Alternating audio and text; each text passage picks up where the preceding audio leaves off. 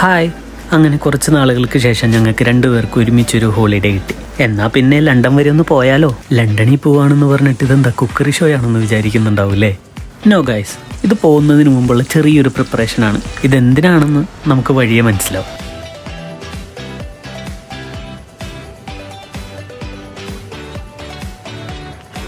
ഞങ്ങളതിനെ റെഡിയായിട്ട് ട്യൂബ് സ്റ്റേഷനെത്തി. ഈ ട്യൂബിലാണ് നമ്മൾ സെൻട്രൽ ലണ്ടനിലേക്ക് പോകുന്നത്.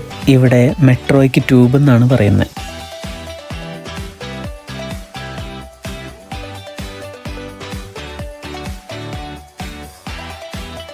ചെറിയൊരു ജേണിക്ക് ശേഷം ഞങ്ങൾ മെട്രോയിൽ നിന്ന് ഇറങ്ങി. അത് കഴിഞ്ഞിട്ടുള്ള കാഴ്ചകളാണ് നിങ്ങൾ ഈ വീഡിയോയിൽ കൂടെ കാണുന്നത്. നമ്മളിപ്പോൾ ടവർ ഓഫ് ലണ്ടനിൻ്റെ അടുത്തെത്തി. ഈ വഴി നടന്ന് വേണം നമുക്ക് ടവർ ബ്രിഡ്ജിലെത്താൻ, അതായത് ലണ്ടൻ ബ്രിഡ്ജ്.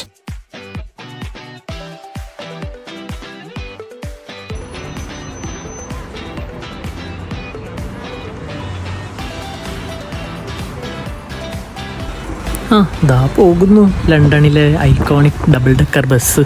അതൊന്നല്ല, 2 എണ്ണം. പഴയ ബസ്സുകളൊക്കെ ഇപ്പോൾ ടൂറിസ്റ്റ് അട്രാക്ഷന് വേണ്ടിയിട്ടാണ് ഇവിടെ യൂസ് ചെയ്യണത്.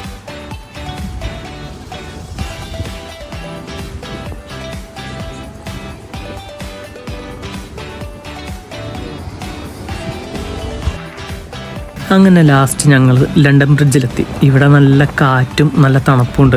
നട്ടുച്ച സമയത്താണ് ഞങ്ങൾ അവിടെ എത്തിയതെങ്കിലും നല്ല തണുപ്പാണ് ആ ടൈമിൽ. അതുപോലെ തന്നെ നല്ല ക്രൗഡഡ് ആണ് അവിടെ.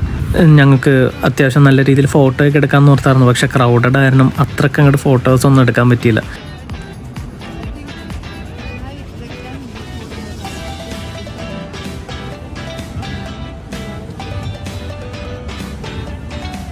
എന്നാലും ഫോട്ടോസ് ഞങ്ങൾ എടുത്തു. ഫോട്ടോസ് മുഖ്യം ബിഗിലേ.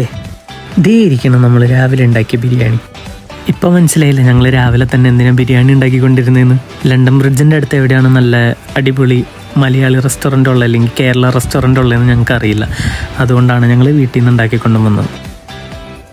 അങ്ങനെ ഫുഡൊക്കെ കഴിച്ച് ഞങ്ങൾ അതിലൂടെ എല്ലാം കണ്ട് ഫോട്ടോസൊക്കെ എടുത്ത് തിരിച്ചു പോരാനായിട്ട് തുടങ്ങി.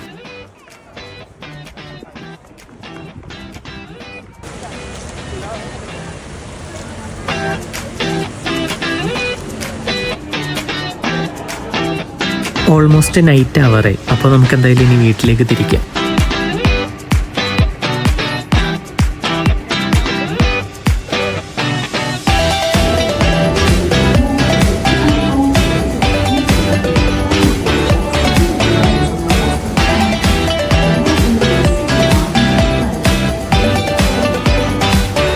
അപ്പോൾ ഓക്കെ, ബൈ.